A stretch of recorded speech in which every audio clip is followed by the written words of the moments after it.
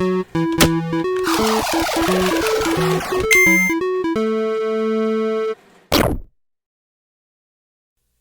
everybody, and welcome to a first impressions video about a game that I have been waiting a very long time now, it feels like, to finally get my hands on. And that game is, of course, Nickelodeon All-Star Brawl.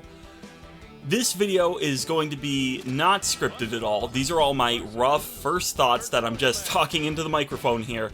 And I just want to go over everything and anything I thought was noteworthy about this game that I just want to get out there before I probably end up doing a review of this game. Hopefully that won't be horribly far off, but I've got some stuff to take care of before we get to that. But for now, I got at least these first impressions. I've got a list of notes here, and I'm just going to go down through it.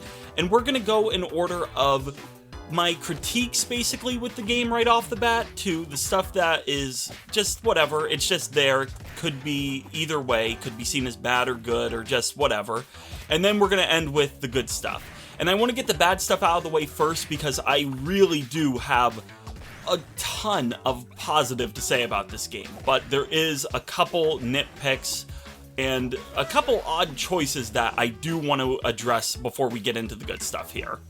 And when I say odd choices, the main thing I'm referring to is the default controls of the game. Now, I haven't played this game on PlayStation, but I have played it on the Series X and the Switch. So I'm gonna assume that these controls are the same across everything. And the default controls are just bizarre.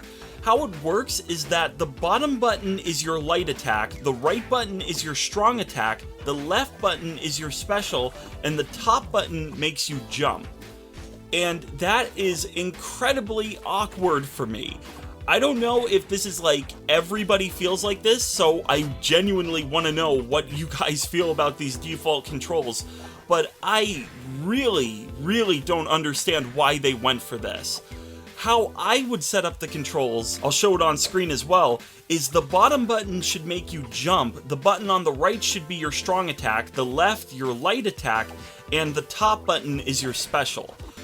This is way more manageable to me, and it's super easy to change these controls, thankfully. All you have to do is go to the character select screen and press the left button on your respective system, and it brings up a menu where you can change it right there. So it's easy to remap at least, but man, I don't know why these default controls are the way they are. That is incredibly, bizarre to me. But honestly, maybe they're totally fine to most people. So again, let me know what you think of these. And following that, we have the only other serious issue, I'd say, that I currently have with the game, and that is, it is fairly light on single-player content. And I've kind of brought this up in some of my previous Ready to Rants on Nick All-Star Brawl, that I was really hoping that there'd be a good amount of single-player / casual content, and in the end, there's a serviceable amount, but yeah, there's really not a lot to do here. Outside of online play and the standard versus matches, we do have the sports ball mode, which, you know, that was brought over from Slap City, and we knew that was coming, and that's a fun addition. And we also have an arcade mode, which playing through it isn't just, for the sake of playing through it. There's actually some unlocks in an extras menu, and all of it's pretty minor stuff. You get a few pictures, like in Smash Ultimate, how when you complete a challenge you get a screenshot of characters doing stuff. There's some fun stuff like that, and you get to unlock different profile pictures for your online account, which is nice. But outside of that, there's not a lot to do for single players, at least. Which, it is what it is, I suppose. I'm sure the development team would have loved to included more stuff like that, but as it stands, yeah, there's not a ton to do unless you're seriously looking to go online or fight other players. Then we have the lack of character alts, which pretty self-explanatory. This means that if you're in a match with multiple people playing the same character, they're going to look exactly the same. And that gets confusing, and it's a bit of a shame that we don't get to customize our character at all. There's actually some files, I believe, that are in the game that suggest at one point there were going to be alts, but unfortunately, that didn't make it to the version that is available right now. And the only other negative I have is admittedly a nitpick, but it's a little annoying that when you're on the character select screen and all players in the match have put down their token and selected their character, there's this ready to fight banner that pops up, and there's no transparency on it, so you can't see where your tokens are if they're underneath the banner.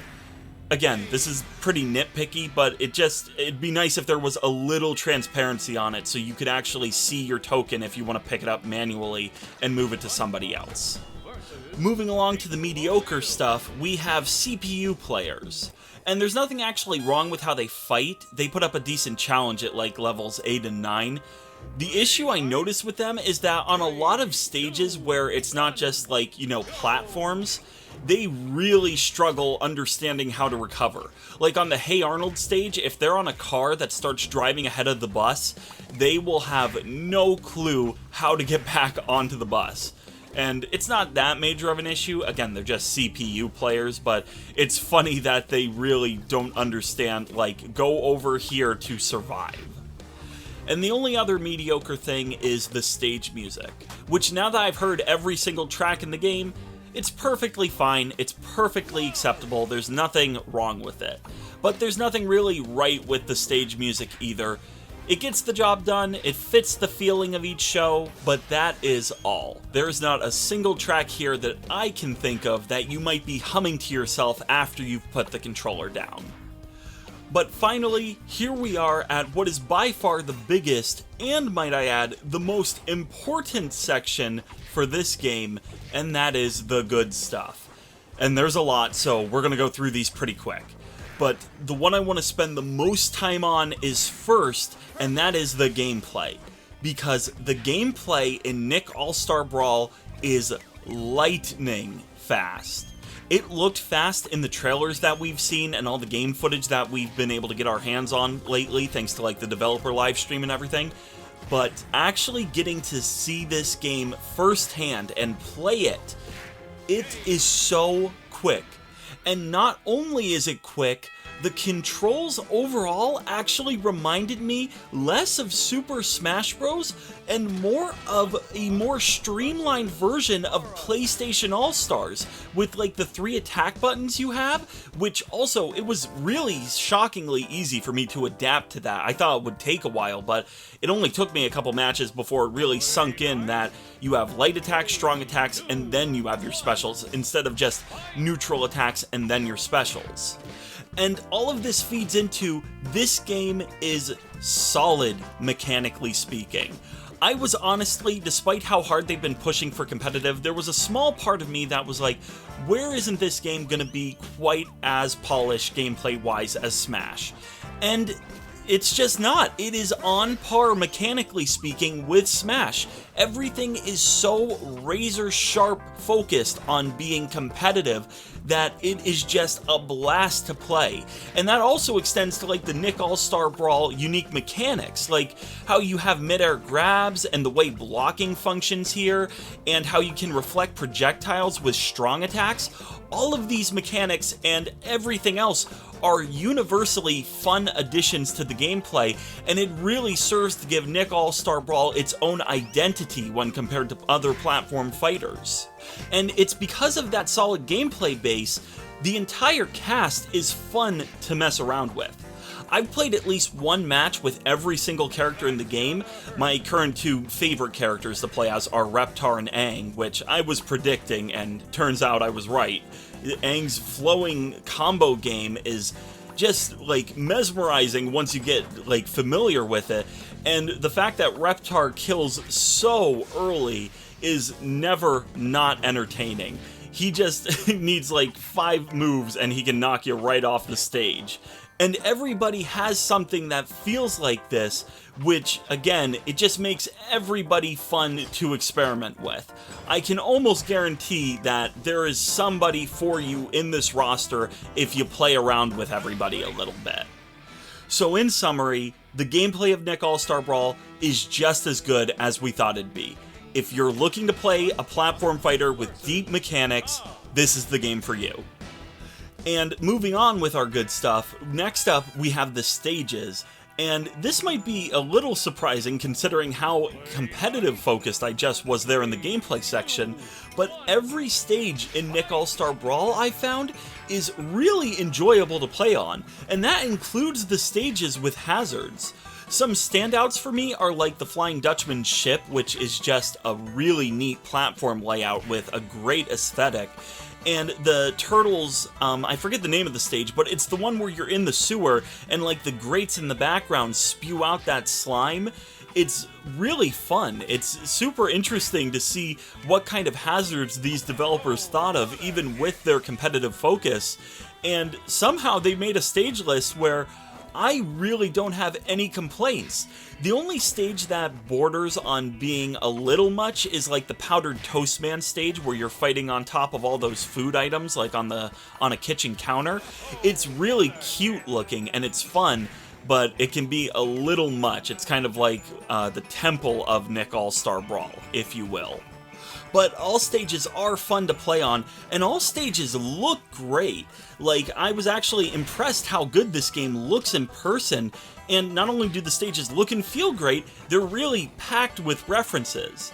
Like, over the past couple weeks, we really got deep dives into each of the stages that characters come with, as well as, obviously, the characters' movesets that, you know, is related to said stage. But, like, there's even more references that they didn't show off. Like, on the Great Waterfall stage, or Wild Waterfall stage, whatever it's called, for Nigel Thornberry, you can actually see Donnie up in the top right hanging out on a tree limb, and then he jumps off after a bit. And he'll, like, go around the bush in the center of the stage. It's little touches like that, again, that just add so much extra personality, which really is needed in this sort of game. It cannot be understated how important it is to get those sort of details down, and I am pleasantly surprised that there are even more touches like that than the developers showed off so far. And on the topic of references, I just want to point out that the football in sports ball mode is wearing Arnold's hat. That's adorable. It's literally a football head, and I have nothing more to add to that other than that's just a great little detail. Please, more developers, include stuff like that. It's just fun. And the very last thing I want to touch on here in the good section is the online component of the game, which I can say worked well for me.